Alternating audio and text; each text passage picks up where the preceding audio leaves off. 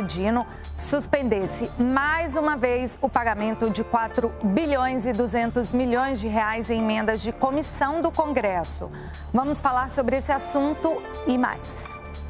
Investigação de avião que caiu em Gramado, no Rio Grande do Sul, e deixou 10 mortos. Pode ser prejudicada por falta de caixa preta em aeronave. Foi decretado estado de emergência na região entre Tocantins e Maranhão, onde uma ponte caiu e matou 3 pessoas. A busca por 14 desaparecidos continua. Estudo do Ministério da Saúde aponta que 1 em cada 5 pessoas que tiveram Covid relata sintomas persistentes, como ansiedade e cansaço. A partir de hoje, o Repórter Brasil exibe a retrospectiva de 2024. E o assunto desta segunda-feira é segurança pública. A Argentina de Javier Milei encerra esse ano com os maiores índices de pobreza das últimas 2 décadas no país. Na Croácia, crianças que precisam passar o Natal dentro dos hospitais recebem uma visita inesperada. Um Papai Noel radical.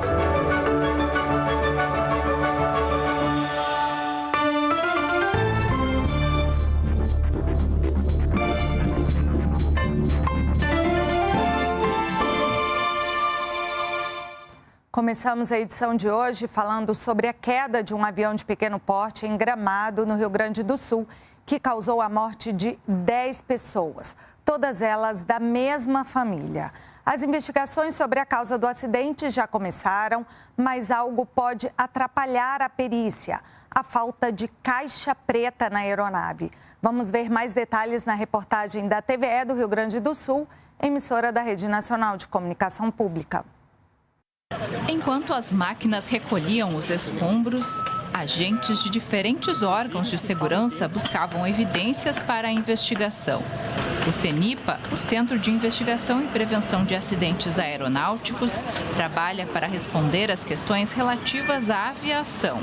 Já as equipes da perícia criminal encerraram as buscas no fim da manhã. Dentro da nossa parte, então, da engenharia, tentar identificar o que aconteceu, como aconteceu, onde ocorreu a explosão, como que foi o choque. Tapumes foram colocados no entorno do local onde caiu a aeronave. A pousada, que foi atingida pelo incêndio provocado pelo acidente, está interditada pelo risco de desabamento. Nós estamos no pátio da casa que faz divisa com a pousada. O cheiro de combustível é bastante forte e a gente encontra pela grama pedaços do avião que ainda não foram retirados.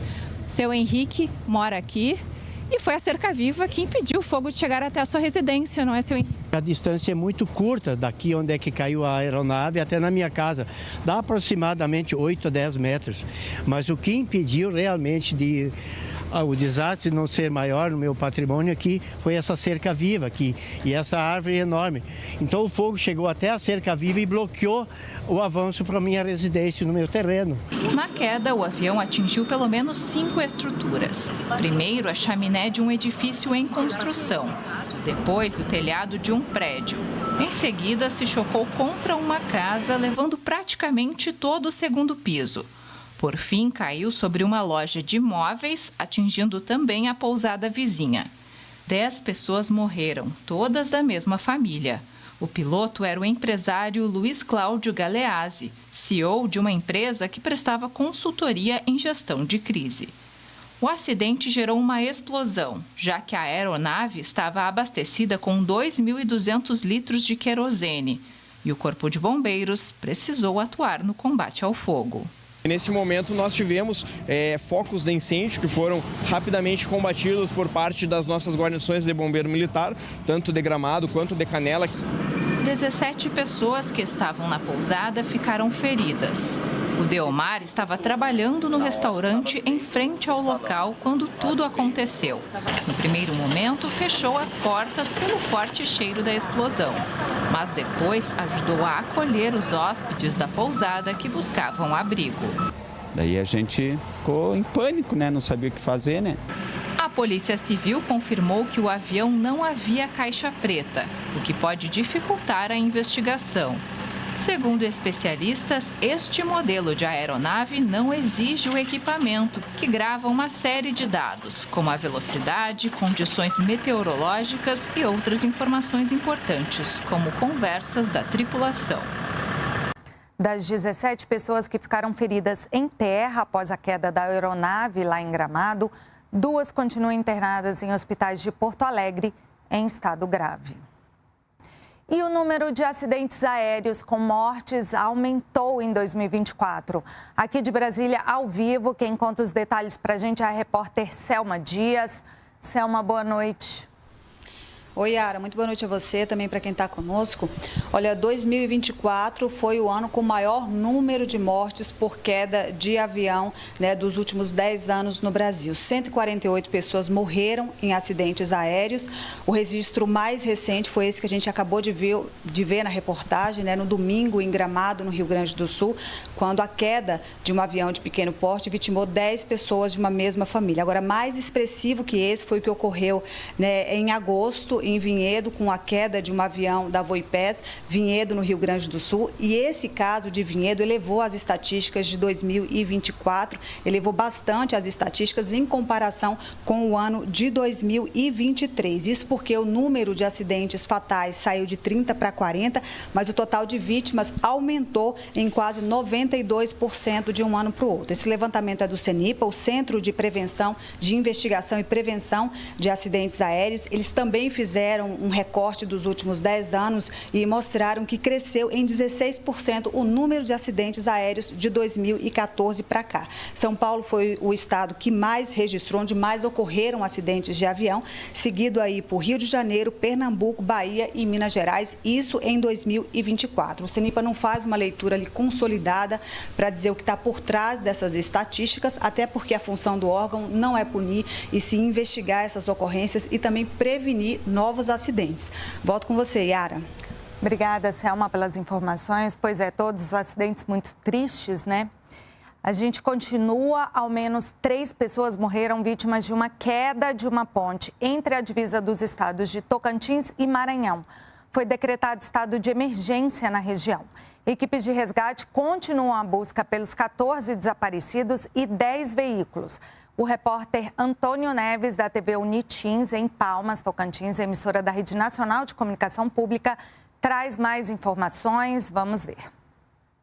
No começo desta tarde, a Polícia Militar do Tocantins informou que subiu para 15 o número de desaparecidos após a queda do vão central da ponte Juscelino Kubitschek de Oliveira, que liga os estados do Maranhão e Tocantins na BR-226. O ministro dos Transportes, Renan Filho, visitou o local nesta segunda-feira, na companhia dos governadores do Maranhão, Carlos Brandão e Vanderlei Barbosa, do Tocantins, além de gestores do DENIT, órgão responsável pela rodovia. Ele relatou as primeiras providências para a reconstrução da ponte, que foi inaugurada em 1960 e possuía 533 metros de extensão. Equipes técnicas ambientais do Instituto Natureza do Tocantins e da Secretaria Estadual do Meio Ambiente do Maranhão vão analisar a água no local, avaliar possíveis impactos ambientais e planejar ações para conter a contaminação do rio e remover os veículos submersos. A Marinha do Brasil, bombeiros militares e outros órgãos de apoio se reuniram hoje para definir estratégia para a continuidade das buscas. Mergulhadores especializados já estão no local. A gente fala agora de outro acidente, né? Os 41 corpos das vítimas do acidente lá em Teófilo Otoni, Minas Gerais, deram entrada no Instituto Médico Legal em Belo Horizonte. 14 foram identificados e 5 já foram levados pelos familiares. Uma força-tarefa foi montada pela Polícia Civil para atender as famílias. Veja na reportagem da Rede Minas, emissora da Rede Nacional de Comunicação Pública. Familiares das vítimas do acidente na BR-116 estiveram no IML de Belo Horizonte na manhã de hoje. Um posto de apoio foi montado na Academia de Polícia para atender os parentes das vítimas. Todos os corpos que estavam em Teófilo Otoni deram entrada no IML. Desses, 11 já foram identificados. A Polícia Civil trabalha com algumas linhas de investigação. Em uma delas, a queda do bloco de concreto que era transportado pelo caminhão. Teria caído na pista. O ônibus que vinha na direção contrária em pista de mão única acabou colidindo com essa estrutura e houve a explosão. Há uma outra versão para este acidente.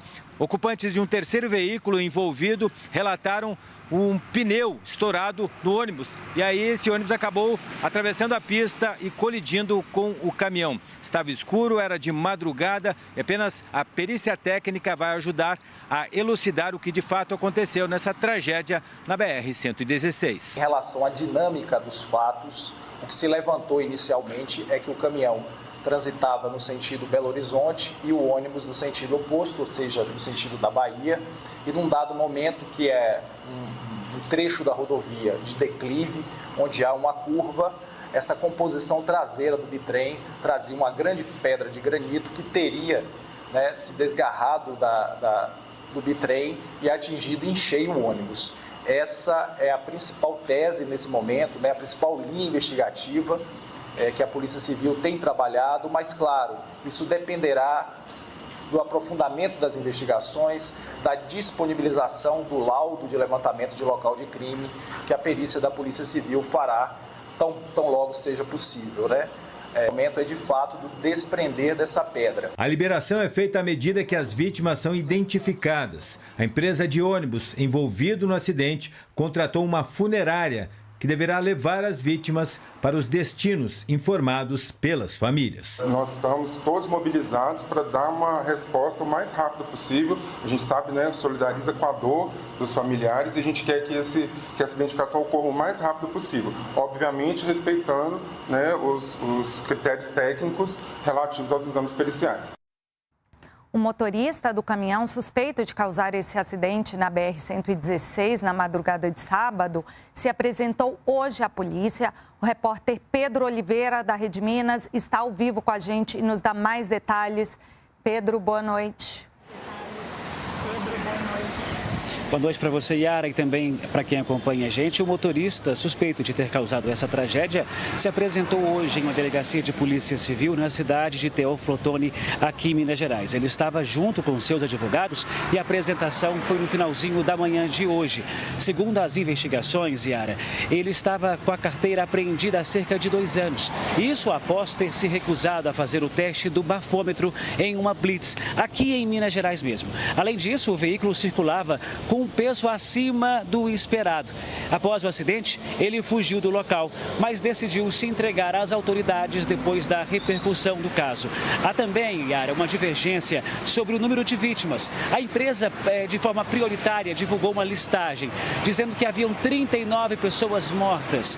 Porém, a Polícia Civil aqui em Minas Gerais, junto ao IML, identificou 41 corpos nas suas instalações. Essas diferenças agora, elas vão ser apuradas pelas autoridades também. Hoje, a pedra que caiu na rodovia foi retirada e levada até uma pedraria para ser pesada e também para ser medida. Então, essa análise vai calcular o peso e o tamanho dessa pedra, o que vai auxiliar nas investigações. Relembrando esse ocorrido, o caso foi na madrugada do último sábado. Um ônibus que viajava de São Paulo para a Bahia acabou colidindo com uma carreta que transportava essa pedra na BR-116, próximo à cidade de Teófilo Otoni.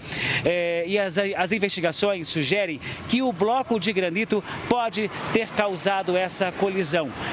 Um carro de passeio que vinha logo atrás desse caminhão também acabou perdendo os freios e bateu na traseira. No total, 41 pessoas ficaram mortas e muitos feridos. É com você.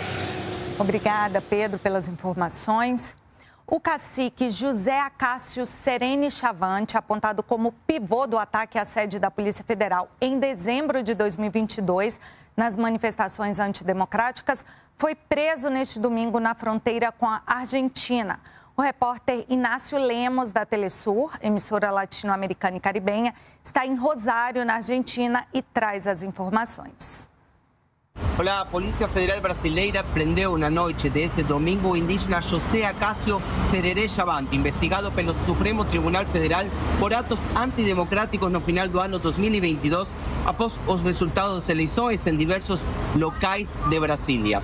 Ele estava foragido e foi preso na fronteira entre Brasil e Argentina e um mandado de prisão foi assinado pelo ministro do STF, Alexandre de Moraes. José Acácio está preso na delegacia da Polícia Federal em Foz do Iguaçu e, de acordo com as investigações, ele esteve à frente das manifestações ilegais realizadas no Congresso Nacional, no aeroporto de Brasília e nas proximidades do hotel no qual o presidente Luiz Inácio Lula da Silva ficou hospedado antes de tomar posse para o seu terceiro mandato.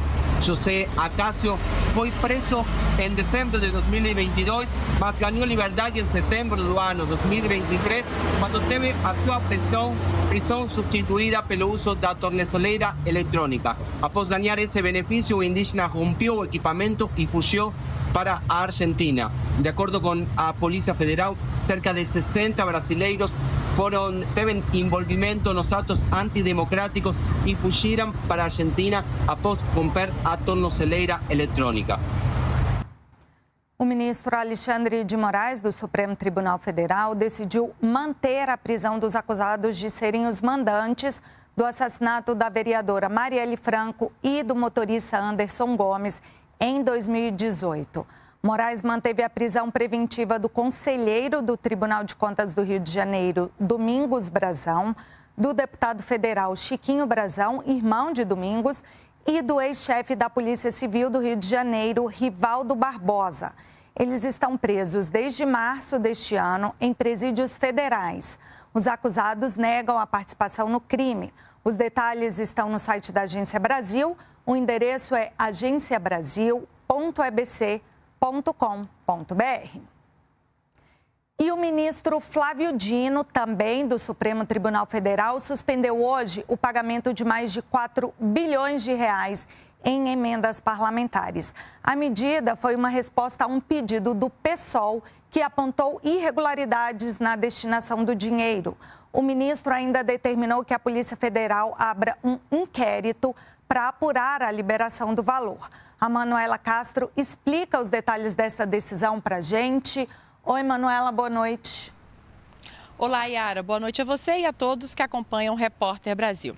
Olha, Yara, essa história sobre a suspensão das emendas começou assim. O presidente da Câmara, Arthur Lira, cancelou as reuniões de todas as comissões agora no mês de dezembro, com a justificativa de que os deputados precisavam se concentrar nas votações do plenário, que realmente estava com a pauta cheia. Bom, sem as sessões, as comissões, então, não conseguiram discutir e decidir o destino de todas essas emendas. Bom, vamos lembrar agora o que é uma emenda.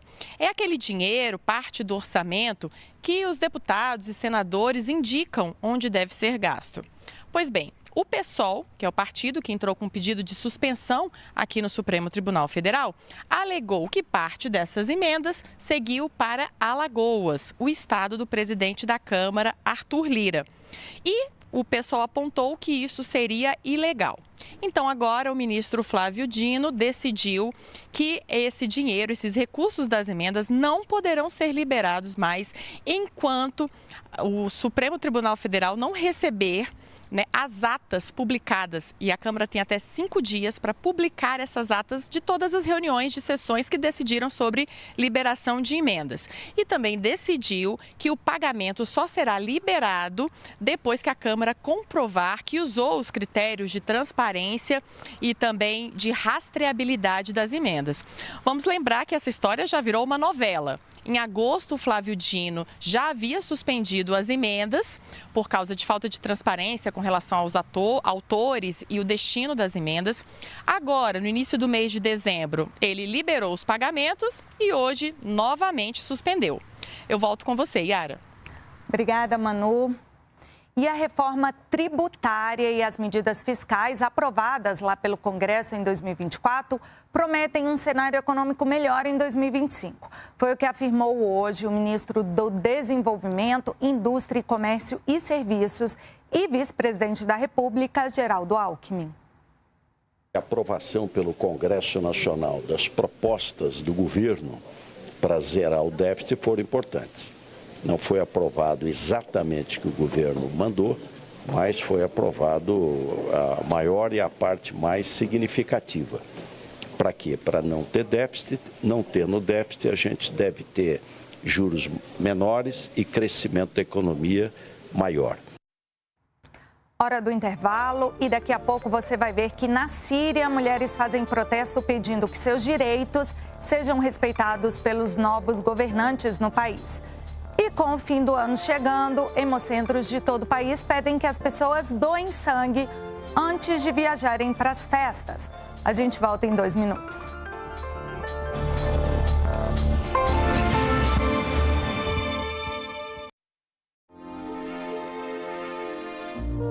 Direto da capital metropolitana de São Sebastião do Rio de Janeiro, Missa do Galo. Celebração e fé na véspera de Natal. Dia 24, meia-noite.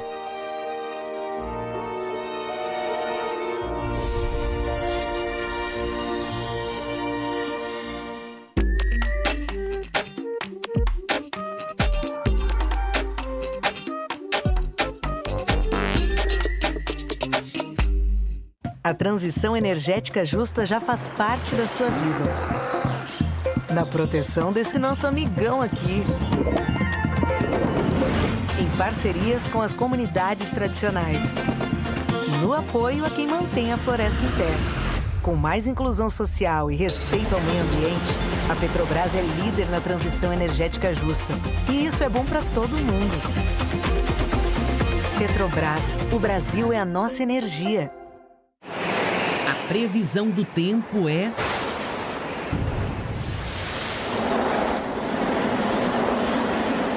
De segunda a sexta, a natureza como ela é, a partir das 3 da tarde.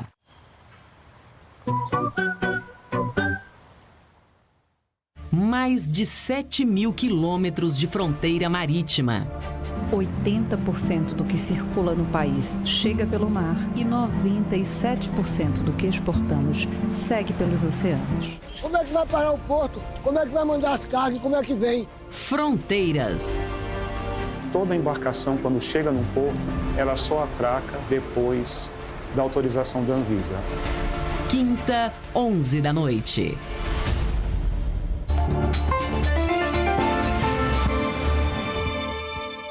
A gente volta do intervalo com as notícias internacionais. O presidente do Panamá reagiu à fala de Donald Trump neste domingo de que retomaria o controle americano do Canal do Panamá no futuro governo.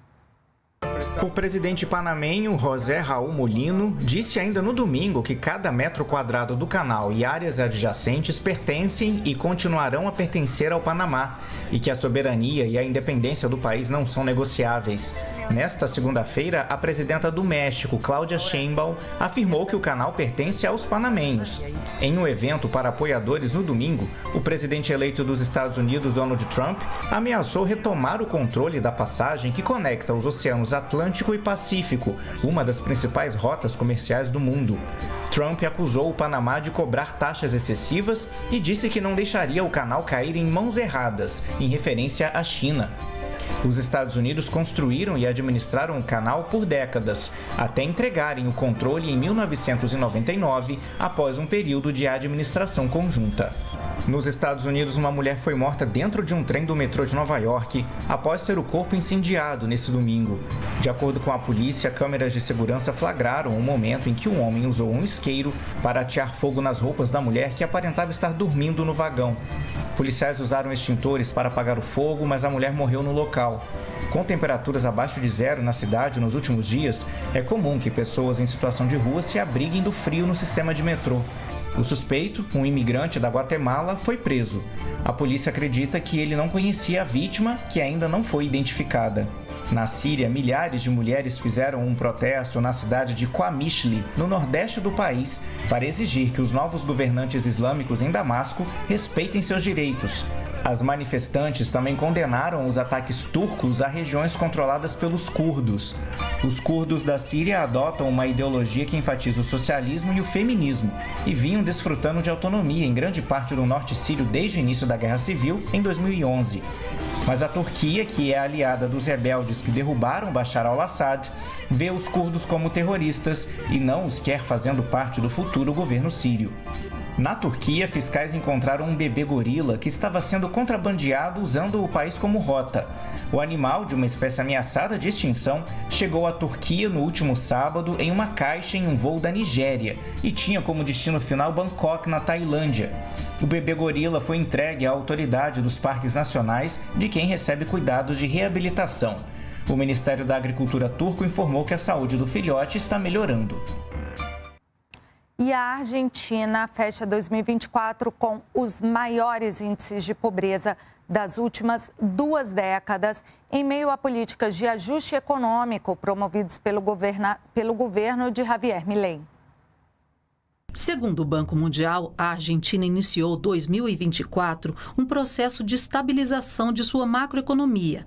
Mas esses índices não se refletiram no prato de Christian, um dos 6 milhões de argentinos que não conseguem comer nem uma vez por dia. Vai revisando o bolquete, contando comida com yerba, com café, que vou limpiar e comer, para ter uma no estômago, para poder caminhar e ter força. Os recursos que o Estado destina aos setores mais vulneráveis, em aspectos alimentares, assistenciais e educacionais, caíram para quase a metade em um ano. A população em situação de rua acampa na porta dos hospitais públicos de Buenos Aires. Tem que ir a pagar a medicação. E isso antes não passava. Não passava jamais. No primeiro semestre de 2024, a pobreza cresceu para quase 53% e a indigência se duplicou, alcançando mais de 18% dos argentinos. Um estudo do Centro para a Recuperação Argentina alerta que 11,4% do total da população passou da situação de rua para um nível ainda pior. Muita gente na calle. Há gente, pareja com niños. Em um contexto de aumento da pobreza, o governo também cortou o apoio às organizações que servem como suporte para a população. Muitas organizações deixaram de salir, com lo cual isso, a las que salimos, se nos aumenta mais, ¿no? Se nos triplica o trabalho também, e de poder cocinar, de poder acompanhar, de contener, de llevarle a medicação, ou roupa e demais. Essa reportagem que a gente acabou de ver é da Telesur, canal latino-americano e caribenho. De volta ao Brasil, nessa época do ano, os hemocentros do país têm uma queda acentuada no número de doações. E o apelo é para que os doadores que vão viajar compareçam aos bancos de sangue antes. Uma iniciativa que pode salvar até 4 vidas. Não sabia que era 4 vidas, para mim era uma bolsa de sangue, era para uma pessoa só. Mas só ajudando 4 é melhor ainda, fico mais satisfeito ainda. O Hemorrio é o maior banco de sangue do estado do Rio de Janeiro e abastece 92 cidades. Em média, são feitas de 250 a 300 doações diárias, mas esses números podem reduzir nos próximos dias. Esse período do ano é preocupante para a gente porque é um período de férias, de festas, então as pessoas naturalmente, já vão para as estradas, então o risco de aumento dos acidentes ele é maior e com isso também acaba que a nossa demanda por sangue pode vir a aumentar, e a nossa oferta geralmente tem sido baixa, porque as pessoas vão viajar, vão se divertir e esquecem de vir fazer a doação de sangue e salvar vidas. E não é só durante o fim de ano que os estoques de sangue ficam baixos. No ano passado, apenas 1,4% da população fluminense doou sangue, quando o ideal seria um índice de 3%. Alguns dos requisitos para doar são ter boa saúde, ter idade entre 16 e 69 anos e pesar no mínimo 50 quilos. A coleta de sangue dura no máximo 10 minutos. A Joana garante que o processo é indolor. Não doeu nada. Eu peço às pessoas que querem doar e tem medo, que não precisa ter medo, É só vir para doar, porque realmente, todos nós precisamos. E todos podemos vir a precisar também, 1 em cada 5 brasileiros que já teve Covid diz ter sintomas persistentes, como ansiedade, cansaço e perda de memória. É a chamada Covid longa. Os dados estão na primeira pesquisa que mostra a dimensão da pandemia aqui no país. Cleuber correu risco de morrer várias vezes quando pegou Covid. Depois de passar 70 dias em coma, ele acordou sem mexer nada do pescoço para baixo. Foi quase 1 ano de tratamento e reabilitação para voltar a ter uma vida normal. Mas ele ficou com um problema nos rins. Eu fiquei com renal crônico, o rim não funciona mais 100%. Ele está com 70% de suas funções renais. Eu tenho algumas restrições alimentares que tem, né? Tem que sempre estar fazendo acompanhamento. E cada 2 meses fazer exames, fazer uma bateria de exame para ver como está, se não aumentou a creatinina, se não aumentou os níveis, tem que estar sempre mantendo. Assim como Cleuber, 1 em cada 5 brasileiros relatou complicações pós-Covid, de acordo com uma pesquisa do Ministério da Saúde. Isso aconteceu com mais frequência entre mulheres e indígenas. E as sequelas mais comuns foram as que afetam a saúde mental, como ansiedade, cansaço, dificuldade de concentração e perda de memória. Apesar dos relatos de quem já teve Covid, pesquisadores ainda tentam entender os efeitos da doença a longo prazo. Nós sabemos que o SARS-CoV não causa uma infecção crônica, então pelo menos ainda não tem nenhum dado dizendo que o vírus permanece no corpo. Quando você tem o vírus, aí ou o corpo elimina esse vírus, né? Ou você fica muito doente, pode vir a óbito, então isso é também um bom sinal, você não tem dados de doença crônica. Mas isso pode ser, né, essas coisas do brain fog, da falta de atenção, pode ser sequelas de pessoas que tiveram uma Covid grave, né? E isso está sendo agora bem investigado, né, para saber qual a melhor forma de tratar esses pacientes, né, e aí poder melhorar a qualidade de vida deles, né? Uma coisa se sabe, a vacina contra a Covid foi essencial. Nós estamos agora no menor óbito, né, os menores indicadores de óbito da série histórica desde o início da pandemia. Isso é um resultado direto da vacinação. Então, nós temos que colocar o sucesso, né, da vacinação na mudança da história natural da doença. No próximo bloco, chuvas não dão trégua em São Paulo. 6 pessoas morreram no estado em decorrência das tempestades. E vamos ter uma entrevista especial sobre violência policial com a coordenadora do Conectas Direitos Humanos. Voltamos já.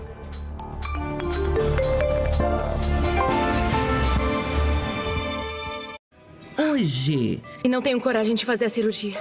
Nasli desabafa com Ali. Porque eu tenho medo. Mas ela não é arriscada. Mas mesmo assim, eu posso me enganar de novo como eu já fiz antes. E o Dr. Ferman luta pela vida de um menino. Vamos, Satem. Vamos, pequeno. Volte. Volte pra sua mãe. Um milagre, 10 da noite.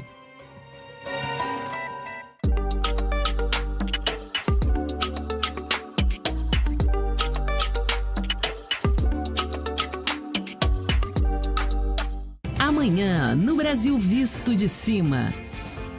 Vale do Rio dos Sinos, Rio Grande do Sul, ao norte da capital gaúcha, um extenso vale de terras férteis. 6 da tarde na TV Brasil.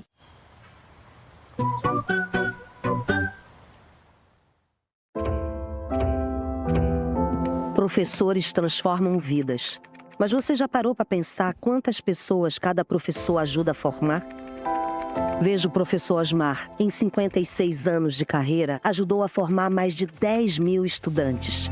Será que ele tem noção disso? Para homenagear e mostrar a importância do trabalho dos professores, lotamos um grande teatro. Cada pessoa aqui representa um dos alunos que seu Osmar inspirou. Inclusive eu, que fui sua aluna. Muito obrigada, professor. Para que os professores continuem inspirando os nossos estudantes, o governo federal oferece cursos de atualização, aperfeiçoamento, especialização e formação de professores. Conheçam os cursos em gov.br/MEC. Fé no Brasil. A gente está no rumo certo. Ministério da Educação, Brasil, União e Reconstrução. Na véspera do Natal, o Partituras exibe o especial de 100 anos da Orquestra Sinfônica da Universidade Federal do Rio de Janeiro. No repertório, obras dos maiores compositores brasileiros que fizeram a história da orquestra. Partituras Especial, terça, 11 da noite.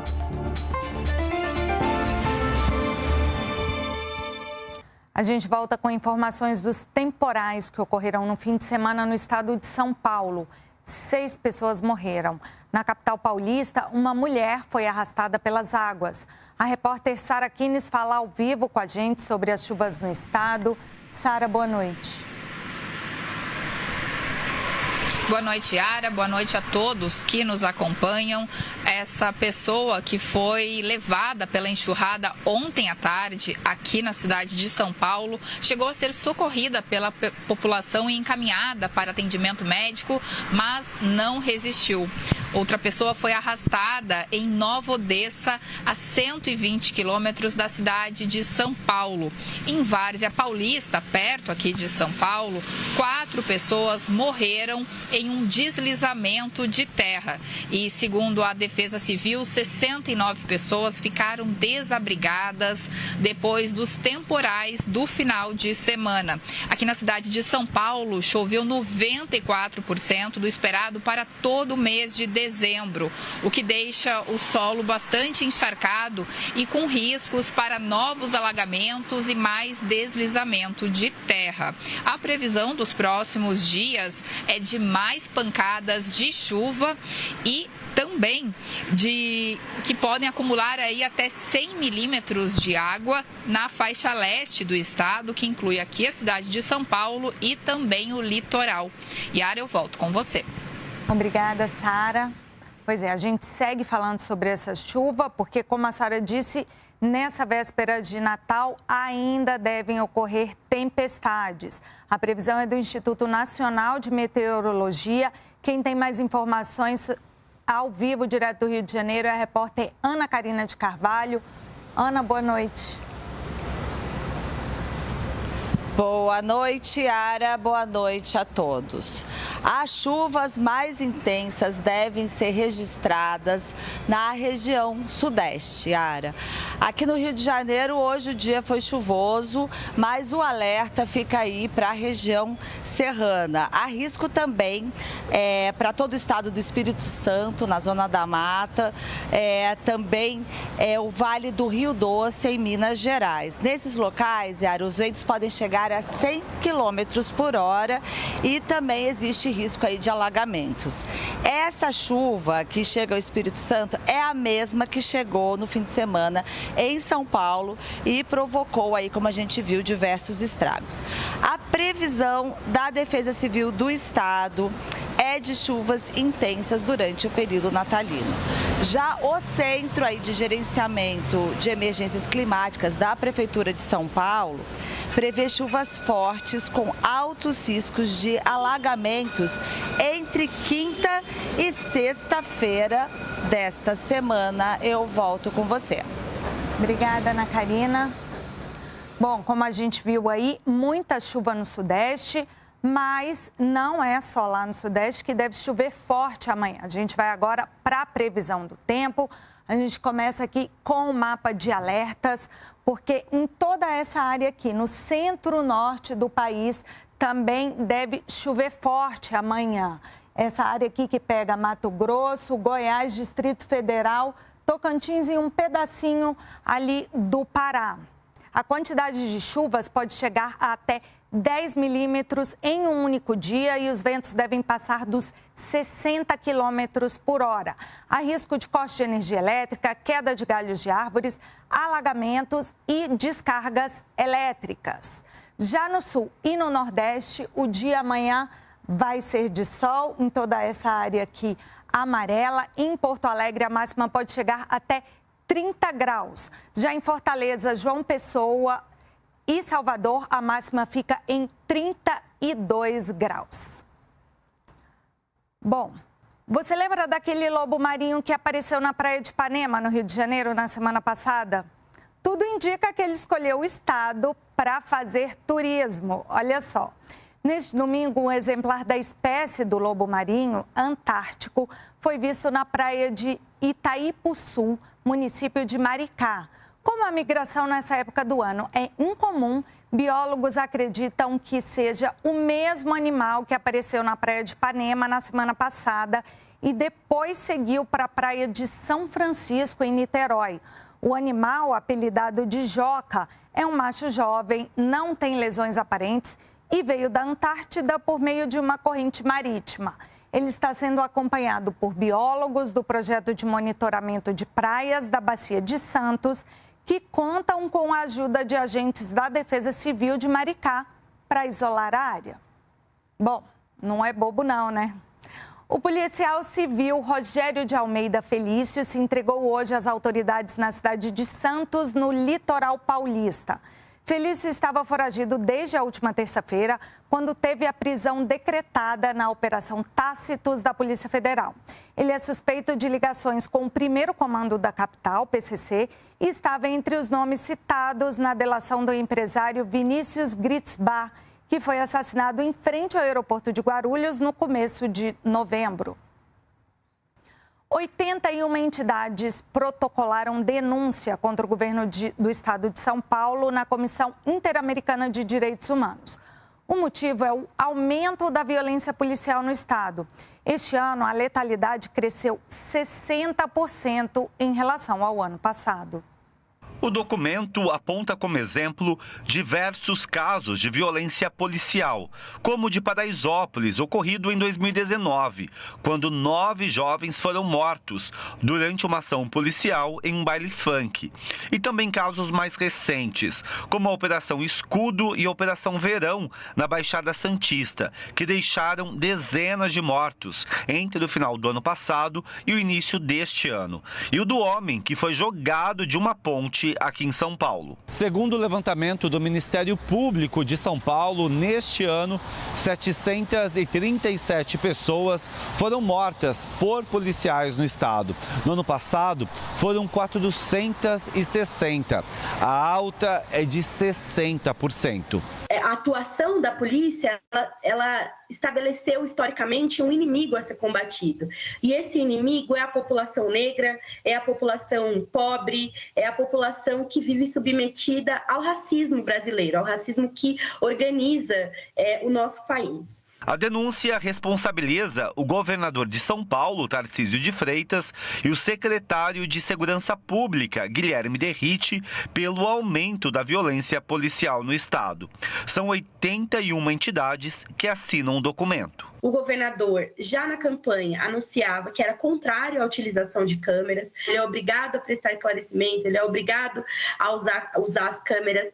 E aí ele tenta utilizar um último recurso, que é contratar câmeras que não fazem gravação ininterrupta, que é o policial que decide a hora que ele começa a gravar a operação. Há uma ação mesmo deliberada da Secretaria de Segurança Pública, do governo do estado de São Paulo, de tornar essa polícia mais violenta, no momento que ele retira os mecanismos, o mecanismo hoje que a gente tinha, o melhor mecanismo que tínhamos de controle da atividade policial. A Secretaria de Segurança Pública de São Paulo diz que não tolera nenhuma violação de direitos humanos e que todas as ocorrências de violência policial são investigadas. Afirma ainda que nos 2 últimos anos, 281 policiais foram expulsos ou demitidos e 342 foram presos. E dando continuidade a esse assunto, a repórter Regiane Stella conversou com a representante de uma dessas entidades que reclamam do aumento na violência policial no estado de São Paulo. Vamos ver.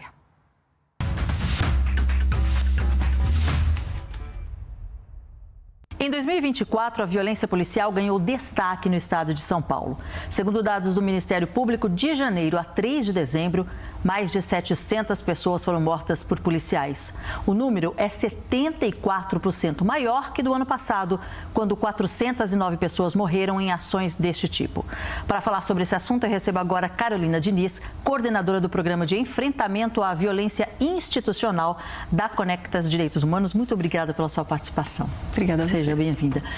Carolina, me diz uma coisa, quando você acha que teve o start dessa violência aqui no estado? Eu acho que o começo dessa violência ela vem já no período eleitoral, né? Quando o atual governador assumia uma postura de que essa seria a sua política de segurança pública, uma política de violência letal. Então, naquele momento, ele dizia que ele não se importava com a violência letal, com os índices de letalidade policial, mas sim os índices de letalidade de bandidos, né? E já ia qualificando. Nesse momento, ele também desacreditava a política de câmeras corporais. Chegou a dizer que ela seria desfeita e depois mudou de opinião. E quando ele foi eleito, o governador nomeou um secretário de segurança pública que também veio de um histórico de violência policial. É um secretário de segurança que assume que policial bom é aquele que mata pelo menos 3 pessoas, né? Um secretário de segurança que foi expulso da rota pelo um histórico demasiado de violência, o que não é pouca coisa, né? Isso não acontece com grande frequência. Então, essa foi um pouco a orientação que foi dada para a tropa, de que haveria uma leniência e uma orientação política para matar. E aí a gente teve um estopim, que foi a morte de um policial na Baixada Santista, que deu início à Operação Escudo, que foi uma operação de revídeo, que a gente chamou de operação de vingança, né? Que é para a polícia foi orientada a identificar e matar ou prender quem teria praticado aquele homicídio. Inclusive, a Conectas entrou com um pedido, né, no STF sobre esse tema, né, de câmeras corporais. Sim, a gente demandou ao STF para que fosse obrigatório o uso de câmeras em todas as operações policiais.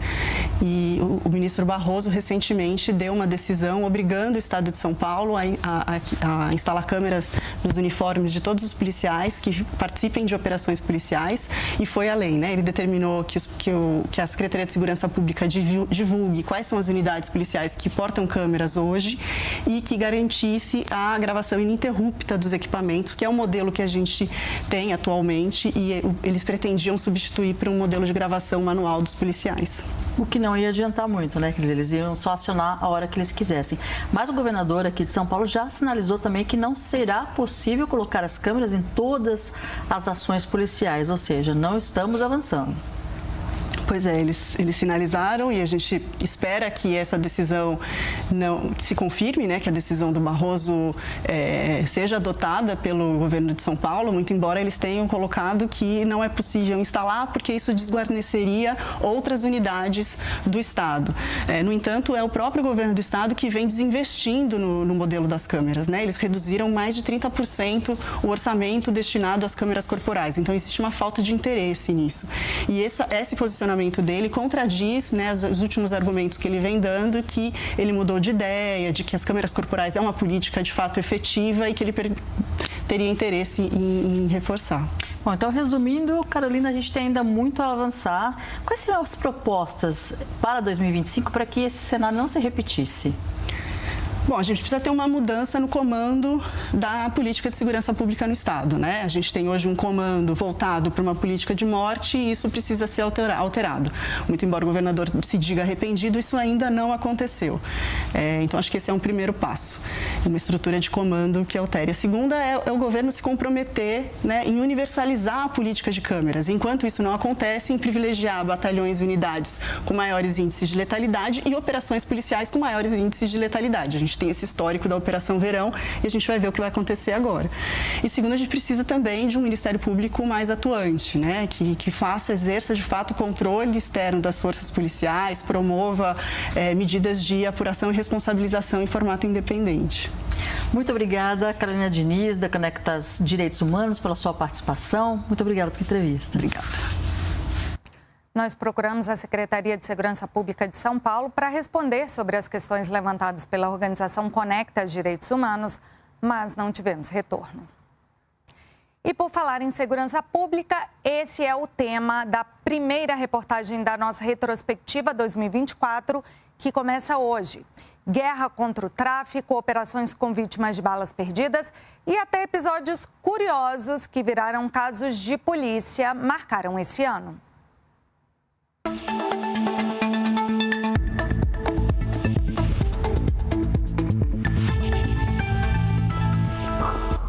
No meio de uma crise de segurança, o Grande Rio, do início do ano até o dia 15 de dezembro, registrou 25 crianças e 34 adolescentes baleados.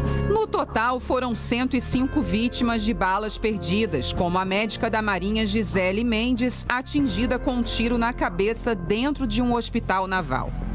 Entre os agentes de segurança, chegou a 100 o número de baleados no Grande Rio. Casos que se repetiram em Salvador e na região metropolitana da capital baiana, com mais de 800 baleados somente no primeiro semestre do ano, e ainda em São Paulo, com quase 600 mortes a partir de atividades policiais. Aliás, em São Paulo, na Baixada Santista, chamou a atenção a Operação Verão das Polícias Militar e Civil. Embora tenha prendido mais de 1.000 infratores, a ação deixou 56 civis mortos. Marcou o ano ainda a cena de um PM fora de serviço que matou com tiros um homem após ele furtar produtos de limpeza de um mini-mercado. Além de um outro agente que arremessou de uma ponte um homem que não oferecia resistência. No Rio, ônibus usados como barricadas também marcaram o ano. Segundo o Sindicato das Empresas de Ônibus, nos últimos 12 meses, 136 veículos foram sequestrados por criminosos. Nessa crise, comunidades como Maré, Penha e Cidade de Deus foram impactadas. 17 escolas precisaram ser fechadas, ao menos 10 linhas de ônibus tiveram que ser desviadas. Em outubro, uma operação da PM causou um tiroteio e a avenida principal, que serve de acesso para o centro da cidade, ficou fechada por cerca de 2 horas. 6 pessoas foram baleadas, sendo que 3 morreram. Pelo Brasil, entre as operações da Polícia Federal, a Lesa Pátria, com o objetivo de identificar e prender pessoas que participaram, incitaram e financiaram os ataques aos prédios dos 3 poderes, chegou na 29ª fase e foi prorrogada para 2025. Já na operação contra golpe, a PF prendeu preventivamente 6 suspeitos de planejarem as mortes do presidente Lula, do vice Alckmin e do ministro do STF, Alexandre de Moraes. De acordo com a Polícia Federal, o objetivo dessa organização era impedir a posse do governo legitimamente eleito. No total, a PF indiciou 40 pessoas na trama golpista, entre elas o ex-presidente Bolsonaro. A PF ainda esteve nas ruas numa operação para investigar espionagem ilegal na ABIN e ainda contra crimes financeiros e lavagem de dinheiro em diversos estados. Em outubro, numa mega operação em 5 estados, a PF desarticulou um esquema de venda de cigarros falsificados, que movimentou quase R$1,5 bilhão de reais, sendo que na fábrica havia trabalhadores paraguaios em condições análogas à escravidão. Durante julho e agosto, a PF ainda participou de uma mega operação que resgatou quase 600 trabalhadores dessas condições. Entre outros casos marcantes do ano está a primeira fuga de uma penitenciária de segurança máxima no Brasil, que aconteceu em Mossoró, Rio Grande do Norte.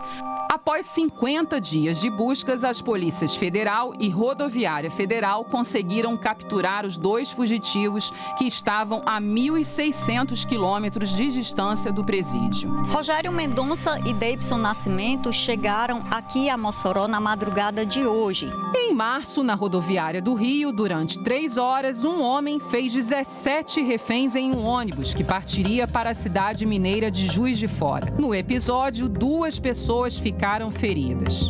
Homens do BOP, o Batalhão de Operações Especiais, iniciaram as negociações para tentar acabar com o sequestro. Em abril, um episódio viralizou e foi alvo de investigação policial. Uma mulher levou o tio idoso em uma cadeira de rodas para um banco para que ele sacasse um empréstimo. O detalhe é que tio Paulo estava morto. Érica chegou a conversar com ele e insistir para que o tio assinasse uma documentação para o empréstimo. Igual o documento aqui, ó. Hoje está internada em uma clínica psiquiátrica e aguarda a segunda audiência na Justiça.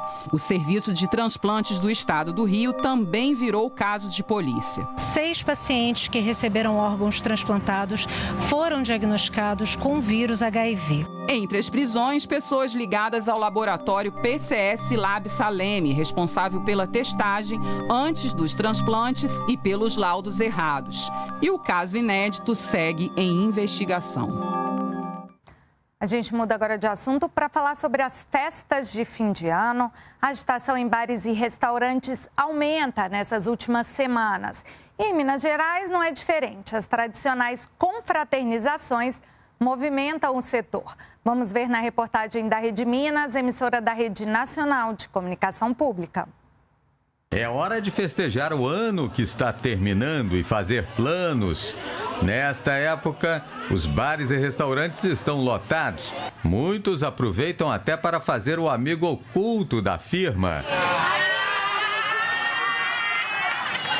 Aqui é para comemorar. Aqui é só para comemorar e encerrar o ano mesmo. Foi um ano bom para vocês?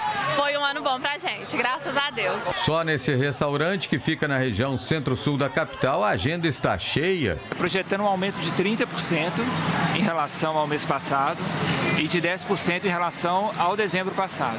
Agora são 60 empregados na casa. Só no último mês foram contratados mais 20 funcionários, entre garçons, cozinheiros e auxiliares de cozinha. E eles têm grande possibilidade de serem efetivados. Nossa intenção, se a turma estiver bem animada, é manter todos. Neste outro restaurante da região da Lagoinha, o cardápio foi reforçado para atender a demanda das confraternizações de fim de ano. A gente fez um pouco de uma mudança de cardápio, trazendo coisas novas e também trazendo coisas para esse fim de ano, né, novidades que o pessoal sempre pede e a gente conseguiu trazer isso para os clientes. E o setor de bares e restaurantes está mesmo aquecido. É o que mostra um levantamento feito pela Abrazel, que revela que 78% dos empresários projetam um aumento significativo nas vendas neste mês de dezembro em relação ao mesmo período do ano passado. A cada ano que passa é uma experiência nova e a gente acaba buscando novas técnicas para atrair o nosso cliente, principalmente nas confraternizações, nos eventos de finais de anos. E entre cada 10 associados hoje da Abrazel, 2/3, 70%, 80% deles acreditam e têm certeza que temos a expectativa de aumento de vendas comparado ao ano passado. Época de confraternizar, né? Agora a gente sai um pouquinho aqui do Brasil para mostrar uma iniciativa na Croácia. Voluntários levaram a alegria do Natal para crianças que precisam passar as festas de fim de ano em hospitais. No dia a dia, eles são especialistas no estudo de cavernas, mas neste fim de ano, esses voluntários se transformaram em Papai Noel e no estilo mais tradicional. Eles desceram o telhado de um hospital em Zagreb, na Croácia, para entregar presentes. As crianças observavam da varanda e das janelas, ansiosas para receber essa visita tão especial. Este menino de 4 anos diz que, além de ganhar vários carrinhos, recebeu também o Papai Noel de presente. Pelos corredores do hospital, os Papais Noéis fizeram a alegria da criançada. O médico Andrija diz que momentos assim, em que as crianças internadas têm a oportunidade de ser felizes, quando algo as surpreende de forma positiva, isso as acalma e torna o trabalho de todos os profissionais de saúde muito mais fácil e, de certa forma, anima todo mundo. Ao todo, 50 voluntários se dividiram por 4 hospitais da Croácia e distribuíram cerca de 500 presentes neste Natal.